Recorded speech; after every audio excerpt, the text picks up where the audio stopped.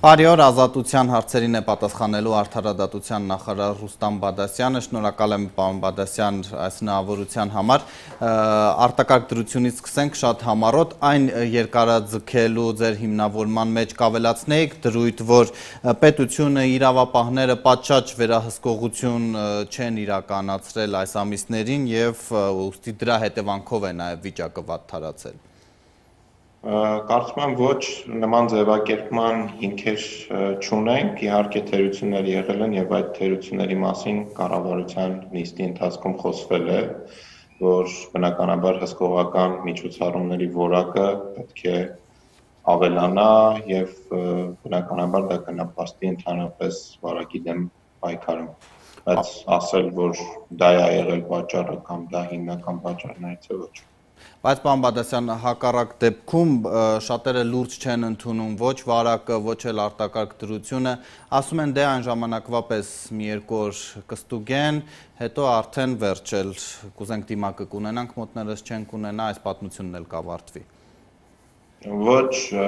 խիստ միջոցառումներ են իրականացվելու, իրականում բոլոր են սահմանափակումները, որ նախատեսված է պետք է պահպանենք եւ շատ ուշադիր լինենք այդ պահպանելուն եւ բոլոր են ներգործության միջոցները, որոնք սահմանված են վարչական պատասխանատվություն, ընդհանուր միջև քրեական պատասխանատվություն, բոլորը իրագործվելու են, բայց ես նաեւ կոչ եմ անում ուղղակի կամավոր պահպանել բոլոր սահմանափակումները, որտեղ խոսք է գնում բոլորի առողջության եւ կյանքի պաշտպանության մասին եւ մասնավորապես տարիքով ավելի ավագ սերնդի մասին։ Շատ լավ, գալով վեթինգին կամ չվեթինգին, ինչպես արդեն տրվում է այդ ձևակերպումը, մինչև դետալներին գալը, թե վարչապետի հետ ձեր խորհրդակցությունից հետո, թե ընդդիմադիր խորհրդարանական, թե նաև իրավապաշտպան շրջանակում հնչում է քննադատություն, որ դուք հեղափոխության առաջնորդին ահա համոզել եք, որ կամ ֆռացրել եք, ավելի կոպիտ ձևով ասեմ, որ ճիշտը պահպանելն է դատական այն համակարգը, ինչի դեմ տեղի ունեցավ հեղափոխություն, ինչպես կհակադարձեք այս ձևակերպմանը։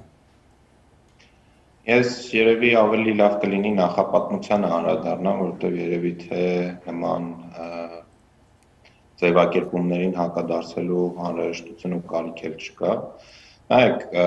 ես Արդարադատության նախարար նշանակվել եմ 2019 թվականի հունիս ամսին եւ օգոստոս ամսից արդեն հուլիս-օգոստոս ամիսներին դատաիրավական հակակոռուպցիոն ռազմավարություններ են հրապարակվել եւ ներառական քննարկումներ են իրականացվել եւ այդ շատ հասարակական կազմակերպություններից շատերը ողջունել են այն օրակարգը, որը որ մենք բերել ենք, եթե չեմ սխալվում հոկտեմբեր ամսից արդեն մենք հաստատել ենք ռազմավարությունները եւ ռազմավարության մեջ նշված է եղել մեր մոտեցումները դատական համակարգում բարեփոխումների իրականացման։ Եվ այնտեղ թե խոսվում է սահմանադրական փոփոխությունների մասին, թե խոսվում է դատական օրենսգրքում փոփոխություններ կատարելու մասին։ Հետո նաև դատական օրենսգիրքն է հրապարակվել։ Հիմա եկեք իրար հետ հաշվենք ինչից հետո է աղմուկը առաջանում եւ հարցադրումներ անենք, որոնք երևի թե ավելի շատ ռետորական կլինեն եւ կմնան անպատասխան։ Եթե անցած տարվա սեպտեմբեր, հոկտեմբեր ամիսներից բարձր դատական օրենսգրքի կարգավորումները, բարձր դատաիրավական ռազմավարությամբ նախանշված ուղղությունները ինչու է առաջանում աղմուկ հիմա ուղիղ եթերից հետո։ Դա կարող է վկայել նրա մասին, որ նման ինչ-որ օրակարգեր ունեցող անձին եւ անձանց շրջանակը ուղղակի չեն կարդում, պարզ չեն կարդում հրապարակված փաստաթղթերը կամ կարդում են եւ ինչ-որ իրավիճակի փոփոխություն է տեղի ունեցել, իրենց օրակարգում եւ այդ օրակարգին համապատասխանող հայտարարություններ պետք է անեն։ Բայց դա չի խնդիրը, նաև անդրադառնանք հայտարարությունների բովանդակությանը։ Հիմա օրինակ ասում են մենք որոշել ենք, որ այն վեթինգը, որը որ իրանք են պատկերացնում, դա չի լինելու։ Իրականում մենք ինչ ենք խոսել ուղիղ եթերի ընթացքում։ Մենք խոսել ենք, որ բացի այն հարցին անդրադառնալը, թե ով պետք է լքի դատական համակարգը, պետք է լրջորեն խոսել այն հարցի մասին, թե ով պետք է համալրի դատական Պատկերացնում եք, որ դատական համակարգում տեղի ունենա վեթինգի գործընթաց, անվանենք մաքրման գործընթաց, ստուգման գործընթաց, մեծ թվով դատավորներ համակարգից հեռացվեն, լիազորությունները դադարեցվի եւ դրանից հետո մենք ունենանք նոր կադրեր, ովքեր որակապես որևէ կերպ կամ համամասնորեն չեն տարբերվում գործող դատավորներից, այսինքն պարզ ճշմարտություն ենք խոսել, ես ներկայացնում եմ պարզ ճշմարտություն, դրա մասին չմտածելը առնվազն ոչ օբյեկտիվ եւ ոչ ճիշտ նպատակներ ունեցող պաշտոնյայի մասին խոսել, որը որ ինքնանպատակ ուղղակի գործողություններ է անում առանց հաշվարկելու իսկ ինչն է լինելու հաջորդ քայլը։ Միաժամանակ մենք պարզ արձանագրում ենք արել, ճիշտ ես պարզ արձանագրում եմ արել, որ այն վեթինգը, որի մասին խոսում են, որոշ շրջանակներ, այդ վեթինգը նախ անհրաժեշտ է սահմանադրական փոփոխություններ, իմիջիայլոց մենք ենք դա ասել դատաիրավական ռազմավարությամբ եւ ռազմավարությամբ առանձին կետ կա, որ անդրադառնում է սահմանադրական փոփոխությունների միջոցով դատական համակարգում բարեփոխումներ իրականացնելուն։ Մենք երկու բան ենք ասում, մենք ասում ենք նախ դատական օրենսգրքով արդեն ներդրվել է որոշ գործիքակազմ, մենք համարում ենք, որ դա բավական լուրջ գործիքակազմ է եւ այդ գործիքակազմով հնարավոր է հասնել հետապնդվող նպատակներից շատերի։ Եվ մենք ասում ենք նաեւ սահմանադրական փոփոխություններով կարող ենք անդրադառնալ, այսինքն մենք չենք ասում, մենք հրաժարվում ենք եւ մենք մերժում ենք այդ օրակարգը։ Եվ միաժամանակ դրան ես ասում եմ, որ այնպես չի, որ այդ համակարգը համատարած վեթինգ է, անվանենք պայմանական, այդ համակարգը այլ երկրներում միանշանակ դրական փոփոխություններ է բերել եւ կոնկրետ երկրի կոնկրետ օրինակ է նշում։ Հիմա մենք կարող ենք շարունակել այս բանավեճը, բայց ես կրկին ակնկալում եմ այս անգամ արդեն ձեր եթերից, որ այն անձինք, ովքեր ասում են, որ առանց սահմանադրական փոփոխությունների հնարավոր է ստեղծել օրինակ հատուկ հանձնաժողով, եւ այդ հատուկ հանձնաժողովը կարող է իրականացնել համատարած վեթինգ եւ այդ գործընթացի արդյունքում հնարավոր է դադարեցնել դատավորների լիազորությունները, ենթադրաբար իրենց հայտարարությունների վստահությունից բխում է, որ իրենք համոզված են դրանում, հետեւաբար ենթադրվում է նաեւ, որ այս 2018 թվականի մայիսից սկսած իրենք պետք է որ ինչ-որ գրավոր փաստաթուղթ ունենային, որը վկայում է դրա մասին, որով ապացուցում է, որ դա հնարավոր է անել։ Չէ, պարոն Բադասյան, ասում են ժամանակին դուք ասեիք, որ սահմանադրական փոփոխություններ են անհրաժեշտ այս գործընթացը ավարտին հասցնելու համար։ Ի վերջո, 1 տարի է անցել վարչապետի հայտնի ելույթից դատաները շրջափակելու մասին, որտեղ նա ասում էր, որ պետք են վիրահատական միջամտություններ անցկացնել, պետք է վիրահատական միջամտություն անցկացնել դատական համակարգում։ Այնինչ 1 տարի անց դուք ասում եք, որ ավելի կարևոր է այն, թե ով է գալու դատական համակարգը, ով է համալրելու, քան թե ով է հեռանալու։ Շատ լավ, իսկ որտեղ է հակասությունը այդ երկու հայտարարությունների եւ երբ որ դուք ասում եք հայտարարեիք դրա մասին, որ անհրաժեշտ է, հայտարարել ենք։ Մենք ունենք պաշտոնական փաստաթուղթ ընդունված անցած տարվա կամ սեպտեմբեր կամ հոկտեմբեր ամիսներին, հիմա հստակ չեմ հիշում, որտեղ արձանագրված է այդ իրողությունը, որ մենք նշում ենք դատական համակարգում բարեփոխումներ իրականացնելու դեպքում անհրաժեշտ սահմանադրական փոփոխությունների մասին մենք ոչ միայն հայտարարել ենք բանավոր, մենք կարող ենք հետհայաց բոլոր հարցազրույցները թերթել եւ տեսնել ես ինչ եմ ասում դատական համակարգում բարեփոխումների մասին եւ ինչ եմ ասում վեթինգի մասին։ Այսինքն մենք պաշտոնական փաստաթուղթ նույնիսկ ունենք, որտեղ գրած է սահմանադրական փոփոխությունների անհրաժեշտության մասին։ Պարոն Բադասյան, դուք ընդունում եք, որ հեղափոխությունը դատական համակարգ չի հասել։ Հեղափոխությունը հնարավոր է շատ տարբեր համակարգեր չի հասել, այդ թվում նաև դատական համակարգ։ Ես համարում եմ, որ դատական համակարգում հիմա լրջագույն խնդիրներ կան եւ այո, վիրահատական միջամտություններ են անհրաժեշտ այդ։ Հիմա եթե դատավորներ են աշխատում, որոնք ժամանակին դատել են, ասենք, Նիկոլ Փաշինյանին, Ժիրայր Սեֆիլյանին եւ հիմա էլ օրինակ Մանվել Գրիգորյանին են դատում։ Եթե նրանք մնացել են համակարգում կամ մնալու են, սա կարող է կոչվել վեթինգ։ Նայեք, չի կարելի մասնավորից դեպի ընդհանուրը նման եզրահանգումներ կատարել։ Նախ պետք է մենք քննարկում ենք իրավական հարց, ինչպես անել դա։ Այսինքն օրինակ, մեկ ոստիկանի ցուցմունքի հիման վրա քրեական գործով անձը դատապարտվել է ազատազրկման, հետագայում օրինակ մի այդ վճռի հիման վրա արձանագրվել է, որ տեղի է ունեցել արդար դատաքննության խախտում կամ անձին զրկել են միջամտությունը եղել օրենքով չնախատեսված սեփականության իրավունքին, հետագայում մի այդ վճիռներով արձանագրվել է։ Արդյոք այս խնդիրներին պետք է անդրադառնալ։ Այո, միանշանակ։ Արդյոք բոլոր երկրներում կան հստակ միջոցառումներ, որոնցով այս խնդիրներին անդրադարձել են եւ խնդիրներին լուծում է տրվել։ Ոչ միանշանակ է։ Արդյոք մենք սահմանադրական փոփոխություններով կարող ենք նաև հիմքեր ստեղծել այս խնդիրներին անդրադառնալու համար։ Այո, միանշանակ, բայց մենք ի սկզբանե հայտարարել ենք, որ դա հնարավոր է սահմանադրական փոփոխություններով։ Եվս մեկ անգամ, այն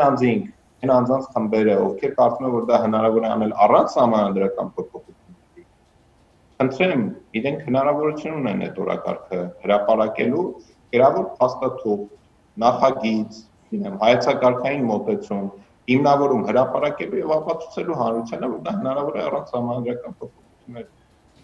Պարոն Բադասյան, այդ դեպքում դուք չեք կարծում, որ եթե այդ սպասենք սահմանադրական փոփոխություններին, ուղղակի դրանից կախված է լինելու հեղափոխության ճակատագիրը առանց արդար դատական համակարգի որ ոլորտը պիտի զարգանա։ Հարգելի Կարլենից, դուք չեք կարծում, որ մենք եթե սպասեինք սահմանադրական փոփոխություններին ոչ թե առաջին հերթին այն հնարավորությունները, որը ընձեռում էր սահմանությունը եւ բերեինք դատական օրենսգիրքը եւ ընդունեինք այդ դատական օրենսգիրքը եւ հիմա ինքը արդեն ուժի մեջ է եւ ենթաօրենսդրական ակտերի վրա ենք աշխատանք տանում, մենք ոչինչ չէինք անի եւ դեռ հիմա հաստատապես փորձը ցույց է տալիս, որ սահմանադրական փոփոխությունների արդյունքում հնարավոր չէ լինի ընդունած լինեինք այս համանadrությունը, որը կնախատեսեր այդ հնարավորությունը եւ դրա հիման վրա հետո արդեն նաեւ դատական օրենսգիր պետք է փոխեինք։ Այսինքն չեք կարծում, որ եթե մենք գնայինք այդ ուղղությամբ, հիմա մենք չենք ունենա ընդունված դատական օրենսգիր, որը հնարավորություն է տալիս դատական համակարգում փոփոխություններ իրականացնել եւ ես կհամարեի նաեւ, որ վիրահատական միջամտություններ իրականացնել, իրականում շատ լուրջ գործիքակազմ է ներդրված, թե գնահատման հանձնաժողովի գործունեության, թե էթիկայի կարգապահական հարցերի հանձնաժողովի, թե գույքային դրության ստուգման մեխանիզմների ներդրումը, ես կարծում եմ, որ դրանք հնարավոր է իրականացնել եւ իրականացման արդյունքում բերել բարեփոխումների եւ քանի որ ինձ հարցուեցիք չեք կարծում եւ երկրորդ չեք կարծումը իմ կողմից որպես հակապարտիա չեք կարծում որ միայն վեթինգով հնարավոր չէ իրականացնել դատական համակարգում արմատական փոփոխություններ չեք կարծում որ մենք տեխնատուները ովքեր դիմում են դատավոր դառնալու համար իրենց պատշաճ ստուգման ընթացակարգ պետք է ունենանք չեք կարծում որ դատական համակարգում այն հնադարյան մոտեցումները որոնք որ կան այժմ Հայաստանում եւ մենք բավական հետ ենք մնացել ընդհանուր տենդենսներից թվայնացման շատ ցածր մակարդակ, գործերի ձգձգումներ, բիզնեսի համար խոչընդոտներ դատական համակարգում, այդ խնդիրներին առանց անդրադառնալու հնարավոր է ունենալ այն դատական համակարգը, ինչի մասին մենք երազում Պարոն Բադասյան, էլի վարչապետի ելույթից մեկ տարի առաջվա, որ Եվրոպական դատարանի վճիռներով Հայաստանում ակնհայտ ապօրինի վճիռներ կայացրած դատավորները պետք է հեռանան, դուք էլ այդ մասին հիշատակեցիք։ Հիմա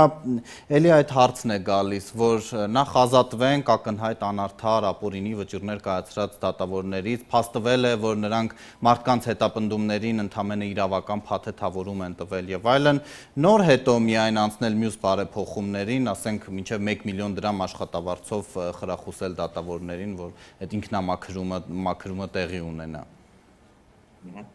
Շնորհակալություն հարցի համար, կրկին, եթե մենք ուզում ենք այդ խնդրին անդրադառնալ, դա ենթադրում է սահմանադրական փոփոխություն։ Եթե ինձ եք հարցնում, այո, միանշանակ պետք է անդրադառնալ նմանատիպ խնդիրներին։ Իհարկե դրանից բխում են բազմաթիվ ենթախնդիրներ, որոնք թե իրավական բնույթի են, թե քաղաքական բնույթի եւ այլ եւ կարծում եմ, որ պետք է անդրադառնալ դրանց համանդրական փոփոխություններով կարծում եմ նաեւ, որ աշխատավարձի բարձրացումը միտված է ապագային եւ միտված է իմ նշած կադրերով հնարավորություն ընձեռել, որպեսզի այնպիսի անձինք դիմեն դատավոր դառնալու համար, ովքեր արդար մղումներ ունեն, այսինքն եւս մեկ քայլ է այդ ուղղությամբ, դա միակ եւ անհրաժեշտ բան չի եւ ինչ վերաբերում է եւս մեկ հարց նշեցիք Եվրոպական դատարանի վճիռները հարցադրումով հակադարձեմ ձեզ իսկ ինչ են կենտրոնացել մենք դատավորների մասով այսինքն այդ հետապնդումներին միայն մասնակցել են դատավորները այսինքն ուրիշ ոչ մի պաշտոնատարանց չի մասնակցել, այսինքն հատվածական ես նկատում եմ, որ մարդիկ կան, ովքեր միայն հատվածական մոտեցումներ ունեն, այսինքն իրենք կենտրոնանում են մեկ խնդրի վրա, երբեմն պարզ չի թե ինչու են կենտրոնացել հենց այդ մեկ հստակ խնդրի վրա, երբեմն պարզ չի ինչ են հենց մի ուղղությամբ կենտրոնանում եւ այլն, այսինքն այդ բոլոր հարցերին ես առաջին կողմնակիցն եմ, որ պետք է անդրադառնալ եւ դա ենթադրում է սահմանադրական փոփոխություն։ Եվ մենք ունենք ընտրություն ոչինչ չանել միջև սահմանադրական փոփոխությունը, անել զուգահեռ սահմանադրական փոփոխությունների process-ին, որը բավական երկար գործընթաց է, օրինակ մշակել դատական օրենսգիր, որը հնարավորություն է տալիս անդրադառնալու որոշ կոնկրետ խնդիրներին եւ այդ խնդիրների ծավալը բավական մեծ է։ Եվ մենք նախընտրել ենք զուգահեռ քայլեր եւ ունենք դատական օրենսգիր, որը ուժի մեջ է մտել եւ մոտ երամսյա ժամկետում բոլոր ենթաօրենսդրական ակտերը հուսով են, որ ընդունված կլինեն եւ այդ գործիքները կսկսեն պրակտիկայում կիրառվել։ Պարոն Բատասյան, մի առիթով վարչապետն ասել էր, որ ամենայն հավանականությամբ այդ սահմանադրական փոփոխությունների հանրաքվեն, խոսքը սահմանադրական դատանի շուրջ հանրաքվեի մասին չէ, այլ հենց բուն փոփոխությունների կանցկացվի հաջորդ խորհրդարանական ընտրությունների հետ, հետևաբար սա կարող է նշանակել, որ դատական վիրահատական արմատական բարեփոխումներն էլ 2-3 տարով հետաձգվում են։ Նախ պետք է բնորոշենք, որն ենք համարում վիրահատական, որը ոչ վիրահատական, դա կարծում եմ շատ նուրբ սահման է եւ ինչ վերաբերում է սահմանադրական փոփոխություններին, ապա գիտեք, որ այս տարվա ավարտին հայեցակարգը պետք է լինի, հաջորդ տարվա սկիզբ արդեն մենք պետք է ունենանք նախագիծ եւ մենք որդեգրել ենք այն քաղաքականությունը, որ հայեցակարգը պետք է լայն հանրային քննարկում ստանա եւ կարծում եմ, որ մենք որոշում վերջնական չունենք, թե երբ ենք հանրաքվեի դնելու սահմանադրական փոփոխությունները, այնուամենայնիվ, եթե կարծում եմ, որ 21 թվականին մենք պատրաստ լինենք, մենք կարող ենք այլևս չսպասել որևէ այլ միջոցառման կամ որևէ այլ նպատակահարմարության, պատրաստ լինի նախագիծը, մենք կարող ենք սկսել սահմանադրական փոփոխությունների, լայնածավալ փոփոխությունների գործընթացը։ Բացառված չէ, որ մյուս տարի արդեն հանրաքվե էլ անցկացվի։ Ոչ բացառված չէ։ Պարոն Բադասյան, ապօրինի գույքի բռնագանձման մասին վարչապետի հետ այդ հայտնի խորհրդակցությանը դուք մի օրինակ բերեցիք, որ ենթադրենք պաշտոնյան մեղադրվում է ինչ-որ կոռուպցիոն հանցանքի մեջ եւ պարզ է նա անմիջապես կանցնի նաեւ այս ապօրինի գույքի բռնագանձման օրենքով։ Հիմա մի օրինակ էլ ես բերեմ, եթե նախկին պաշտոնյա է, որևէ հանցանքի մեջ չի մեղադրվում, բայց մենք գիտենք նրա վերխոյացող դղյակների տեղը, հարևաններն ասում են սա է կուտակել, ինչպես է պետությանը նրա ունեցվածքին մոտենալու պետությունը։ Եթե այնուամենայնիվ որևէ քրեական գործ չկա այդ դրվագով, ինչը դժվար է պատկերացնել, որովհետև այն իրավիճակը, որը դուք եք նկարագրում, հնարավոր է վկայի հանցագործության մասին նախորդող, որից առաջացել են դուքերը, այնուամենայնիվ եթե չկա, պաշտոնատար անձանց մասով եւս մեկ հիմք կա, որով կարող է սկսել կիրառվել քաղաքացիական դատավարության այս ընթացակարգը, դա օպերատիվ հետախուզական միջոցառման արդյունքում որոշակի տեղեկատվության փոխանցումն է իրավասու մարմնին, ինչը տվյալ դեպքում գլխավոր դատախազություն։ Այսինքն հնարավոր է, որ օպերատիվ ազդակի հիման վրա եւս սկսվի ուսումնասիրություն։ Քանի որ ասել եք, որ հաջորդ տարեսկզբին միայն հնարավոր կլինի գործընթացը սկսել, պայմանավորված մարմինները ստեղծելով, ճիշտ չէ՞։ Ոչ, որովհետև գործընթացը հնարավոր է այս տարի էլ սկսել, այսինքն ինչ է նախատեսվում անցումային դրույթներով, հիմա մենք ունենք մոտ 3-4 ամիս անցումային շրջան, երբ պետք է կազմակերպենք մրցույթները դատախազությունում, իրականացնենք մասնագետների պատրաստումներ, վերապատրաստումներ, ուղեցույցներ ընդունել, դրանից հետո եթե օրինակ սեպտեմբերին արդեն ձևավորված կլինի հանձնաժողովը, ներողություն հանձնաժողովը չէ, իրավասու մարմնի հատուկ ստորաբաժանումը, հատուկ ստորաբաժանում արդեն կսկսեն հոսել բնականաբար որոշակի գործեր։ Կսկսվի ուսումնասիրությունը, բայց կարծում եմ այդ կար ժամանակահատված ուսումնասիրությունը ավարտելու համար բավարար չի լինի եւ բնականաբար արդեն հայցը, որը պետք է հաջորդի ուսումնասիրության process-ում, հավանաբար առաջի դեպքերը կունենանք 2021 թվականին։ Պարոն Բադասյան, այնուամենայնիվ, քանի որ որոշակի ժամանակ դեռ անցնելու է մինչև բուն գործընթացը սկսվի, հնչում են մտավախություններ, որ ահա այս ընթացքում թալանը ունեցածը կվերահասցեավորեն, դուրս կտանեն եւ այլն։ Մենք կարծես նմանատիպ մի քանի դեպքի արդեն մասին տեղեկություններ ունենք, այդ բոլոր տեղեկությունները փոխանցված են համապատասխան մարմիններին։ Բացի դա, ես կարծում եմ, որ եթե որոշակի անձինք եւ իրենց խորհուրդ տվող անձինք կարծում են, որ մենք չենք նախատեսել այդ հնարավորությունը, ապա սխալվում են։ Բացի դա, որոշ դեպքերում իրենք կթողեն անառարկելի հետքեր, որը որոշ դեպքերում կհեշտացնի նաև ապագայում իրականացվելի գործընթացը եւ մենք ուղեցույց ենք պատրաստել եւ արդեն շուտով պատրաստ կլինի շրջանառության համար բոլոր այն մարմիններին, որտեղ նմանատիպ ռիսկերը կարող են դրսևորվել, ինչը նաև կարող է վկայել փողերի լվացման վտանգի մասին եւ այդ դեպքում ինչ պետք է անեն համապատասխան մարմինները եւ պաշտոնատար անձինք, այնպես որ այդ հնարավորությունը բնականաբար նախատեսված է, բնականաբար այդ մասով իրականացվում են անհրաժեշտ քայլերը, որոնք որ հնարավոր է իրականացնել։ Դրանք նախկին պաշտոնյաներ են, պարոն Բադասյան։ Ես կոնկրետ այդպիսի տեղեկությունների չեմ տիրապետում, ես ավելի շատ սխեմաների եւ սխեմաների խորհրդատվության, այսպես բովանդակության եմ տիրապետում։ Սահմանադրական դատարանի շուրջ զարգացումների մասին հնչում են ազդակներ, որ գուցե հարցը լուծվի խորհրդարանում, դուք էլ այդ սցենարը չեք բացառել։ Պարոն Բադասյան, դրա հիմնավորումը ո՞րն է լինելու, որ օրինակ համաճարակի պայմաններում հնարավոր չէ հանրաքվե անցկացնել, դրա համար դուք խորհրդանում եք լուծում խնդիրը։ Ես կարծում եմ, որ սահմանադրական դատարանի ճգնաժամը հնարավորինս շուտ պետք է լուծվի։ Ես կարծում եմ, որ այն իրավիճակը, որ մենք ունենք COVID-ի տարածման տեմպերի առումով որոշակի մտահոգություններ կարող են առաջացնել լուծման արագության առումով, ինչը շեշտեցի, որ շատ կարևոր է, եւ կարծում եմ, որ այո, ազգային ժողովում հարցի լուծումը ինչ որ եղանակով հնարավոր է։ Իսկ ինչքան կսպասեք, նկատի ունեմ մինչև Վենետիկի հանձնաժողովից գա դիրքորոշում, թե նախկինի պես պնդում եք, որ առանց Վենետիկի էլ այս հարցը հնարավոր է առաջ տանել։ Մենք նախկինում ինչ ենք ասել, մենք նախկինում ասել ենք, որ Վենետիկի հանձնաժողովի հետ եւ առհասարակ մեր միջազգային գործընկերների հետ մենք մշտական կապի մեջ ենք։ Մենք չենք տեսնում խոչընդոտ մեր առաջարկող տարբերակի Վենետիկի հանձնաժողով ուղարկելու եւ իրենց փորձագիտական կարծիքը ստանալու առումով, բայց քանի որ այն ժամանակ ենթադրվում էր արդեն բավական հրատապ գործողությունների իրականացում, դա հնարավոր չեղավ ուղղակի ժամանակային պատճառով։ Հիմա մենք ունենք այլ իրավիճակ, մենք փորձագիտական կարծիք ստանալու հնարավորություն ունենք եւ օգտվում ենք այդ հնարավորությունից։ Իհարկե, հանրաքվեով լուծման տարբերակը եւ ազգային ժողովով լուծման տարբերակը ծավալային առումով կարող են տարբերվել իրարից։ Այսինքն այնուամենայնիվ խորհրդարան գնալուց առաջ կսպասեք Վենետիկի հանձնաժողովի եզրակացությանը, թե ոչ։ Բուն սահմանադրության փոփոխությունների մասով, եթե որոշում ունենանք ազգային ժողովով փոխելու անցումային դրույթը, 213 հոդվածի մասին է խոսքը, բուն սահմանադրական փոփոխությունների մասով կսպասենք Վենետիկի հանձնաժողովի փորձագիտական կարծիքի։ Պարոն Բադասյան, դա ինչքան կարող է տևել։ Կարծես առաջիկա նիստը, որը որ հեռավար սկզբունքով է իրականացվում, հունիսին է։